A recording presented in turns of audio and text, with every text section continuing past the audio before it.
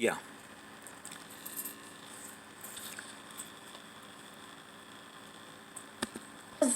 अक्सर इस बात को हम लोग कहते हैं कि राजीव कुमार चुनाव चुराने की कोशिश करते हैं। और मजे की बात यह है कि उनकी चुनाव की कोशिश नहीं, चोरी 3 साल पकड़ी से भी जाती है तो भी ये हुआ मुस्कुराकर है। शेरो शायरी कहकर वो यही कहते हैं कि भाई हमने तो कुछ गलत नहीं किया।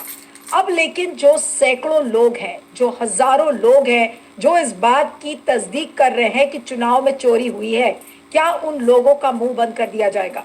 मैं बात कर रही हूँ महाराष्ट्र के मालशिरास तहसील का जो मरकदवाड़ी गांव था। आपको याद होगा कि वहां के गांव ने एज अ टोकन जेस्चर उन्होंने कहा था कि वहां पर बैलेट पेपर से दोबारा चुनाव हो, लेकिन वहां पर पुलिस बैठाकर और वो बैलेट पेपर से चुनाव नहीं हुआ। अब क्या हुआ है जो वहां के जो एनसीपी के जो एमएलए थे जो जीत के आए, उत्तम राव जानकर, वो अब दिल्ली में आए हैं।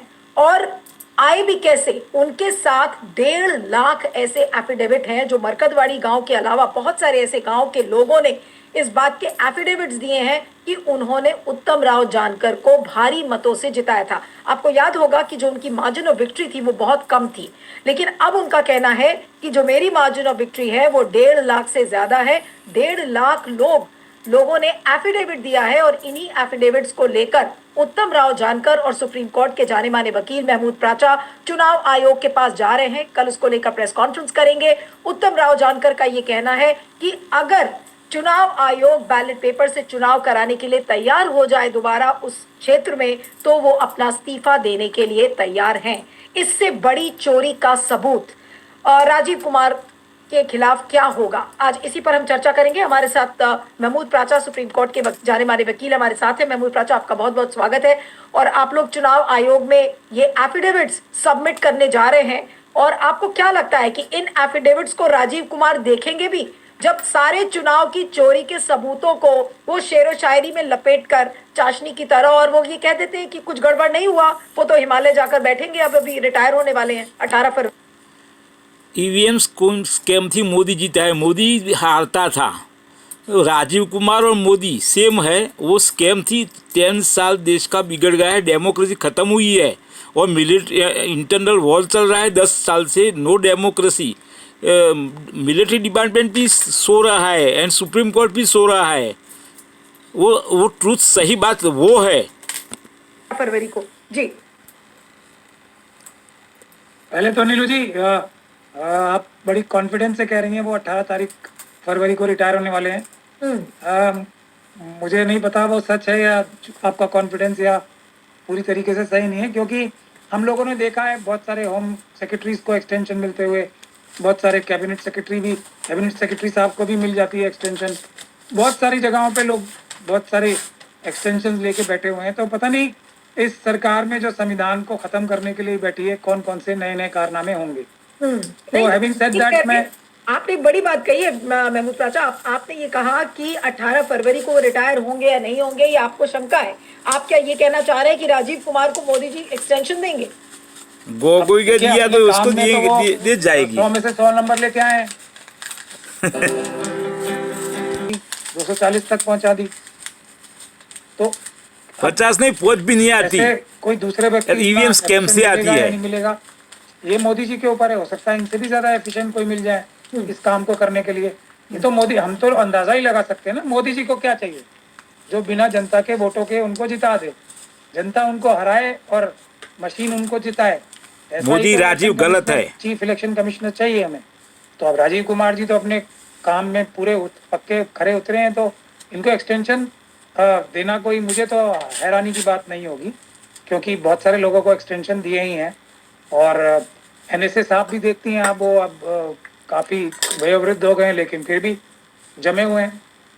तो ये मेरा अंदेशा है। लेकिन कमिंग बैक टू जो हमने किया है वो नहीं, लेकिन हमारे खिलाफ है क्या? आपके पास इसका सबूत है या आप कॉन्फिडेंस से कह सकते हैं कि राजीव कुमार को एक्सटेंशन मिलेगा ही मिलेगा? देखिए, सबूत तो जब चोरी हो जाती है तभी मिलता है ना। सबूत इकट्ठा करने के लिए तो अभी हमें 18 तारीख तक वेट करना पड़ेगा। अगर ऐसा हुआ तो सबूत हम ढूंढ लाएंगे, ये तो दुनिया जानती ही है। जैसे चुनाव में इन्होंने मशीनों के जरिए चोरी कराई तो सबूत हम ले आए, पहले वीडियोग्राफी के माध्यम से। तो उसके बाद हम हरियाणा से जब हरियाणा पंजाब एंड हरियाणा हाईकोर्ट से वीडियोग्राफी के ऑर्डर लाए तो उन्होंने कानून ही बदल दिया। लेकिन अभी एक और मैं आपको आपके दर्शकों को बताना चाहता हूँ, एक और भी बड़ी जानकारी मेरे पास है कि चुनाव के पूरे कानून को बदलने के लिए वो उनको ऐसा लग रहा है कि सिविल सोसाइटी के लोगों को रोकने के लिए, हमें रोकने के लिए सिर्फ एक जो अमेंडमेंट है, एक रूल में 93 में अमेंडमेंट करके वो अपनी चोरी पूरी तरीके से नहीं छुपा पाएंगे। तो अभी पूरी तैयारी चल रही है पूरा कानून ही बदलने की। ये मैं पहले से अनाउंस कर रहा हूँ आपके All EVM चैनल through के deep माध्यम से। sea. That is जल्दी आप लोग truth. देखेंगे। तो ये सब मोदी जी तो कुछ भी कर सकते हैं ना, असंभव को संभव तो बना देते हैं। सुप्रीम कोर्ट में तो ऑलरेडी एक केस है जो कि कह रहा ये है कि सुप्रीम भी जब फूट वो गई है। रिटायर हो, सुप्रीम उसके क्या रिटायर करे? होने के वो पहले कम से चंद्रचूड़ कम ने जो क्या किया? चुनाव वो आयोग भी का फूट जो गया था। अपॉइंटमेंट वाला कानून है गोंगे उसको ने क्या रद्द किया किया? जाए या निरस्त किया जाए, और 4 फरवरी को उसकी हियरिंग भी है मेरे ख्याल से, if I'm not सब मिले mistaken। हुए हैं। तो आपको क्या डर है कि ये पूरा चुनाव का कानून एक बार फिर से अपॉइंटमेंट का बदल सकते हैं वो लोग?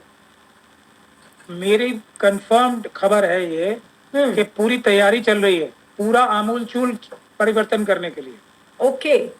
और मेरी खबरें कभी गलत नहीं होती हैं, ज्यादातर आज तक तो नहीं हुई हैं, आगे पता नहीं। लेकिन इस परिवर्तन के बाद क्या होगा? आप क्या क्या हिंट करने की कोशिश कर रहे हैं? क्या राजीव कुमार आजीवन बने रहेंगे चुनाव आयोग? ईवीएम स्कैम हाईजैक नहीं, ये बने रहे हाउस या जो भी मोदी जी का अपॉइंटेड चुनाव आयुक्त आएगा वो लास्ट 10 years। बेईमानी करने के लिए पूरी तरीके से आजाद हो जाएगा। मतलब पूरी तरीके से पारदर्शिता खत्म कर दी जाएगी, ऐसा मेरे पास खबरें आ रही हैं। ये वीडियोग्राफी बंद करा दी जाएगी, सीसीटीवी फुटेज उसको रखना बंद करा दिया जाएगा, और किसी भी प्रकार का कोई भी फॉर्म देना ही बंद करा दिया जाएगा। जो चुनाव की बुनियादी जरूरत या उसकी निष्पक्षता होती है किसी भी चुनाव की, वो बिल्कुल खत्म कर दी जाएगी। क्योंकि हमने इन मुश्किल हालात में भी रंगे हाथों सारी चोरी पकड़ ली। चुनाव से पहले तो देश उसका खत्म नतीजा हो ये है। जाएगा। लेकिन दुनिया को तो चलिए और साफ हो जाएगा ना कि ये लोग चोरी कर ही रहे थे। आज तक के जितने चुनाव ये जीते हैं ये चोरी से ही जीते हैं। ये तो इनके कारनामों से एस्टेब्लिश हो ही जाएगा। लेकिन असली लड़ाई तो फिर जनता ने ही लड़नी है ना सड़कों पे। ये तो बांग्लादेश की तरह तो होने का है अभी। जो डेमोक्रेसी है या Wait लोकतंत्र है and watch। नहीं बचता है, पूरे दुनिया में कहीं नहीं बचा। जनता ही सबसे बड़ी गवाह या गारंटर या रक्षक होती है किसी भी देश की भी और किसी भी लोकतंत्र की भी। तो जनता आ रही है धीरे धीरे। आपने बड़ी बात कही, और ये अभी तक न्यूज में नहीं आया। हमने कॉन्डक्ट ऑफ रूल्स तो देखा था कि चुनाव आयोग बांग्लादेश की तरह होने वाला है अभी। Wait and watch. सरकार ने और उस रूल 93B को बदल दिया उठाकर। अब क्या आप जो हिंट कर रहे हैं कि पूरी तैयारी है इस पारदर्शिता को खत्म करने के लिए, तो अब कौन सा नियम बदलने की कोशिश कर रहे हैं, और क्या कौन सा एक्ट में इतना बदलाव लाने की कोशिश कर रहे हो? क्योंकि बजट सेशन आ रहा है, हो सकता है कि ये सारे लेजिस्लेशंस उसी में ये अमेंड किए जाए। तो क्या आपको अंदेशा, क्या आपने कहा 100% गारंटी के साथ आप ये कह रहे हैं कि पूरे चुनाव के रूल्स को बदला जा रहा है? इसकी पूरी तैयारी चल रही है। कंडक्ट ऑफ इलेक्शन रूल्स को पूरी तरीके से चेंज करने के लिए। ओके। और वोटर लिस्ट के जो बनाने के भी रूल्स है ना, इलेक्टोरल के जो रूल्स हैं उसमें भी हो रही है। लेकिन कंडक्ट ऑफ इलेक्शन रूल्स की तो मेरे पास पक्की इंफॉर्मेशन है कि ये पूरा आमूलचूल परिवर्तन करने वाले हैं। उसकी पूरी तैयारी चल रही है। आप तो जर्नलिस्ट हैं, कोशिश कर सकती हैं राजीव कुमार जी से पूछने की कि ऐसी कोई तैयारी चल रही है, या प्रधानमंत्री जी या लॉ मिनिस्ट्री में ये किसी भी अपने जो स्पोक्स पर्सन है उनसे आप पूछ सकती हैं क्या इस प्रकार की तैयारी चल रही है या नहीं चल रही। उससे स्थिति जो है एकदम स्पष्ट हो जाएगी। लेकिन मेरी बात स्कैम से जीडीपी गई, रुपीज गई, और देश भी चला जाएगा। चल रही है, लेकिन उसको मालूम नहीं है, वो तो क्रांति होने वाली है। पूरे देश को तब हम बिल्कुल 100% साबित करने में कामयाब हो जाएंगे कि किस प्रकार की धोखाधड़ी से ये मशीनों के पीएम बने हैं, मशीनों के सीएम बन रहे हैं बीजेपी के। मशीनों को टेररिस्ट बने हैं PM not PM, is a terrorist, hijack house. आपने कुछ दो मुख्य बातें आज आपने कही हैं। आपको अंदेशा है कि राजीव कुमार को एक्सटेंशन मिलेगा, राजीव कुमार का साथ मोदी जी नहीं छोड़ सकते, reasons leave it to interpretation by the people. दूसरी जो आपने बड़ी बात कही वो ये कि किस तरीके से कॉन्डक्ट ऑफ इलेक्शन रूल्स को पूरी तरह से बदलने की तैयारी है। तो आपको क्या लगता है कि क्या दिल्ली चुनाव के पहले पहले ये सारे मूलचूल परिवर्तन हो जाएंगे कॉन्डक्ट ऑफ रूल्स में? या इसका दिल्ली time में और ईवीएम लगेगा? स्कैम होने वाली है। दिल्ली चुनाव तक तो अब नहीं हो पाएंगे क्योंकि किसी को उसमें बहुमत देखिए, नहीं मिलने वाली है। कांग्रेस पार्टी ने कोई सीरियसनेस दिखाई है ना आम आदमी पार्टी वो ने। राजीव हालांकि ईवीएम अब स्कैम मैं- करेगा। क्योंकि कुछ कोशिश की थी एक पार्टी ने इन दोनों में से, लेकिन वो भी फिर ज्यादा उसके लिए सीरियस नजर नहीं आए। तो अब 20% के आसपास वोट एक्स्ट्रा मिलने की संभावना वो आरएसएस और बीजेपी के हाथ में है, राजीव कुमार जी के भ्रष्ट अधिकारियों के थ्रू। तो भ्रष्ट है राजीव अब तो, जनता से तो हम उसको इसलिए जेल नहीं ये फांसी देनी बार-बार चाहिए रिक्वेस्ट साले कर को। रहे हैं कि सबसे बड़ी जिम्मेदारी जनता की एक बार फिर आ जाती है, क्योंकि पॉलिटिकल पार्टीज तो अपने स्लीपर सुप्रीम सेल्स के कोर्ट क्या जरिए कर रही है? बिल्कुल अभी भी लीडरशिप कंट्रोल मतलब कंट्रोल जो लीडरशिप है वो अपने स्लीपर सेल्स के हाथों में ही खेल रही है अभी भी।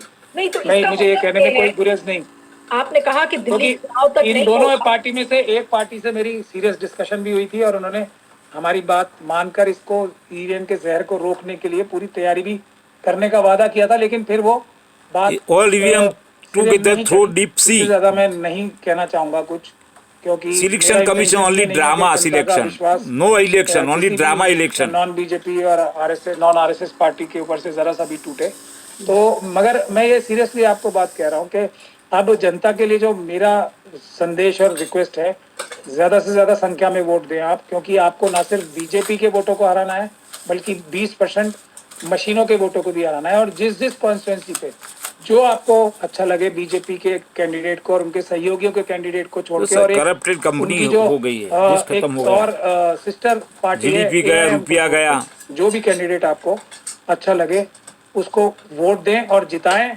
और इंश्योर करें कि आपके वोट बटे नहीं। मेरी ये गुजारिश है आरएसएस और बीजेपी के खिलाफ, क्योंकि आपको बीजेपी के ईवीएम वोटों स्कैम के से अलावा वो मशीनों के भी 20% वोटों किसी को बहुमत नहीं मिलने वाली है। ठीक है, तो अब ये मैं तो रहा। बिल्कुल नहीं, ये बहुत महत्वपूर्ण बात आपने बोली है। In fact this is a very big news point which you have given. लेकिन अब जो मरकतवाड़ी से उत्तम राव जानकर आए हुए हैं दिल्ली, उनके साथ पेपर बैलेट मिलकर चाहिए। राजीव कुमार का घेराव आप कैसे करेंगे, उसको भी थोड़ा एक्सप्लेन करिए तो जी। डेमोक्रेसी रहेगी। देखिए, राजीव कुमार जी तो एक टूल हैं, जैसे अंबानी जी एक टूल हैं, तो इनका घेराव करने से ज्यादा फायदा होना नहीं है। ये तो हम जनता के सामने अपना केस 100% पुट करके उनको कन्विंस कर तो रहे हैं। पब्लिक करेगी। अल्टीमेटली तो ये लड़ाई मैंने आपको बताया है, जनता को ही अपने हाथ में लेनी पड़ेगी, क्योंकि स्लीपर सेल्स इतने दिन से अपनी टॉप लीडरशिप पे भारी पड़ रहे हैं और अपने वर्कर्स पे भारी पड़ रहे हैं। तो सुधरेंगे नहीं, स्लीपर सुधरने सेल्स वाले तो है एक भी तरीके नहीं। से आप समझिए आरएसएस और क्रांति BJP बिना की शांति ताकत नहीं। का ही इस्तेमाल कर रहे हैं ना, वो भी तो आरएसएस और बीजेपी के एजेंट ही हैं। तो अब चाहे योगेंद्र यादव जी हो, वेणुगोपाल जी हो या जयराम रमेश जी हो, अभी तो इतने ही नाम ले रहा हूँ, हुड्डा जी हो। हुड्डा जी ने भी मुझे फोन किया था, एक न्यूज चैनल पे मेरा इंटरव्यू आया था तो उसके बाद, तो और कहा था कि आप मुझे क्यों स्लीपर सेल कह रहे हो। मैंने कहा आपको चीफ मिनिस्टर बनना है, जनता ने आपको चीफ सब मिनिस्टर बना लाई है दिया गोदी मीडिया। या कांग्रेस पार्टी का को दे दिया, और आप आराम से अगर चादर तान के सोते रहोगे तो मैं आपको स्लीपर सेल नहीं तो क्या कहूँगा। तो उसके बाद उन्होंने कहा मैं 2 दिन बाद दिल्ली आ रहा हूँ, तेरे से मिलूंगा और मैं इस पे करूंगा सीरियस, और मैं स्लीपर सेल नहीं हूँ। लेकिन अब वो 2 दिन के बाद फिर अब 15 दिन हो गए, तो अब मैं बताइए मैं स्लीपर सेल ना कहूँ तो क्या कहूँ। तो ये जनता को धोखाधड़ी सिर्फ आरएसएस और बीजेपी नहीं कर रही है ना, ये स्लीपर सेल्स भी कर रहे हैं। 10 साल से हो रहा जनता ने है। सीएम के लिए वोट दिए और ये उन वोटों को सुरक्षित ही न रख पाए, तो ये इतने शर्म की बात है ना, ये महत्वपूर्ण बात। डेमोक्रेसी अब है खैर, नहीं। हम जो अब एक सबसे बड़ा जो मैं आज के मुद्दे पे आ जाता हूँ, हम 4 बजे वापस वहां जा रहे हैं इलेक्शन कमीशन, लेकिन वो तो एक फॉर्मेलिटी भर है। मुझे तो कम से कम 1% भी कोई शक नहीं है कि चुनाव आयोग जो है पूरी तरीके से मिले हुए हैं आरएसएस और बीजेपी। सब सो रहा है, मगर फिर भी सुप्रीम कोर्ट, एक मिलिट्री डिपार्टमेंट सब डेमोक्रेटिक सो तरीका रहा है। हमें अपनी बात जनता तक पहुंचाने का। तो हम जहाँ सिर्फ इसलिए रहे, कोई मुझे गलतफहमी नहीं है, और हमारे साथ जो उत्तम राव साहब जा रहे हैं उनको भी कोई 1% भी गलतफहमी नहीं है कि चुनाव आयोग इसमें कुछ भी करेंगे। लेकिन हमें जाके करना क्या है वो चुनाव बताएं। आयोग हमारे नहीं है, खिलाफ जो सिलेक्शन सबसे बड़ी आयोग है। शेरशायरी आरएसएस ड्रामा इलेक्शन और जो स्लीपर सेल्स हैं आरएसएस और बीजेपी के, और राजीव कुमार जी और उनके दूसरे जो भी लोग हैं जो वो मैदान में उतारते हैं, चाहे वो SY कुरैशी साहब हो या दूसरे लोग हैं, वो एक ही बात कहते हैं कि जब तुम जीत जाते हो तब तो तुम्हें ईवीएम अच्छी लगने लगती है, मशीनें ये बढ़िया हो जाती है, ठीक हो जाता है इलेक्शन। जब हार जाते हैं तभी प्रॉब्लम होती है। तो ये जीते हुए कैंडिडेट हैं, तो इसका भी हमने एक सटीक और लॉजिकल जवाब दिया है, और उत्तम राव जी का हम धन्यवाद करते हैं। और मैं खास तौर पे कोलसे पाटिल साहब का भी धन्यवाद करना चाहता हूँ, वो इस वक्त भी मेरे साथ हैं। कोलसे वो पाटिल, वो तो 2014 से truth एक्चुअली ये लड़ाई लड़ रहे हैं, वन ऑफ द वेरी जज फर्स्ट है। Persons to fight this battle. तो ये हमने सबसे बड़ा जो ये मिथ क्रिएट खुद से पार्टी को सुप्रीम कोर्ट का जज बनाना चाहिए। कोई बुरा नहीं लगता है मशीनों का, हेलो। तो वो मशीनों के खिलाफ जाके वो ये दिखाना चाह रहे हैं कि लोगों ने वोट इससे कहीं Attention retired. मशीनों के वोटों को भी हराया वहां की जनता ने और बीजेपी के वोटों को भी हराया, तब जाके वो 13,000 से जीते हैं। तो ये जो हमारे खिलाफ सबसे बड़ा उनका आर्गुमेंट था, आज धराशायी हो गया है। EVM और अभी garbage आगे डबलो। और भी होने वाला है। हमारी मोदी ने planning डबलो हम सब बताओ। कल मोदी ने press गुण conference गाए। करके मैं कुलसे पाटिल साहब और उत्तम राव साहब कल हम प्रेस क्लब में 3 बजे यानी कि 24 जनवरी 3 बजे हम प्रेस कॉन्फ्रेंस करके अपना एक बहुत बड़ा ऐलान करने वाले हैं, जो कि इस आंदोलन को नई दिशा की ओर ले जाए। जो ऐलान होगा वो क्या है, अगर आप हमें शेयर कर सकें और अगर बता सकें कि क्या है एग्जैक्टली। कोई नई मुहिम है राजीव कुमार के खिलाफ, थोड़ा सा अगर कुछ हिंट दे। नई मुहिम ही है और बहुत इफेक्टिव मुहिम है पेपर बैलेट वापस लाने के लिए, और ये जो पेपर बैलेट चाहिए। चुनाव में चोरी की मशीनें हैं इनको दूर भगाने के लिए। और जैसा हमने कहा था ना कि अगर ये पॉलिटिकल पार्टीज हमारा साथ दे दें तो ये काम बहुत जल्दी हो जाएगा, लेकिन अगर नहीं भी देंगी तब भी ये काम होना है। तो अब हमने बहुत कोशिश कर ली, लेकिन फिर भी स्लीपर सेल्स अभी भी हम पे भारी पड़ रहे हैं। जिस दिन हम स्लीपर सेल्स को हरा लेंगे, मैं समझता हूँ ये हफ्तों में और महीनों में कम से कम ये मशीनें चली जाएंगी और पेपर बैलेट से चुनाव दोबारा आ जाएंगे, क्योंकि कोर्ट्स भी से भी अब हमें रिलीफ मिलनी शुरू हो गई है। और उसी के जवाब में सरकार एकदम मतलब जो नकाब का एक हल्का सा एक प्रिटेंस भी था वो भी उतार दिया, और अब पूरी तैयारी हो रही है कि पूरा आमूल चूली कानून बदल दिया जाए। तो ये सब चीजें हमारे फेवर में ही जा रही है एक तरह से। कोर्ट क्या करेगा? पूरी चंद्रचूड़ दुनिया और ने क्या देश का किया? हर एक नागरिक वो अब फेल हो गया। ये पूरी तरीके से जान जाएगा और जान चुका भी है कि इन मशीनों से सिर्फ धोखा ही धोखा है।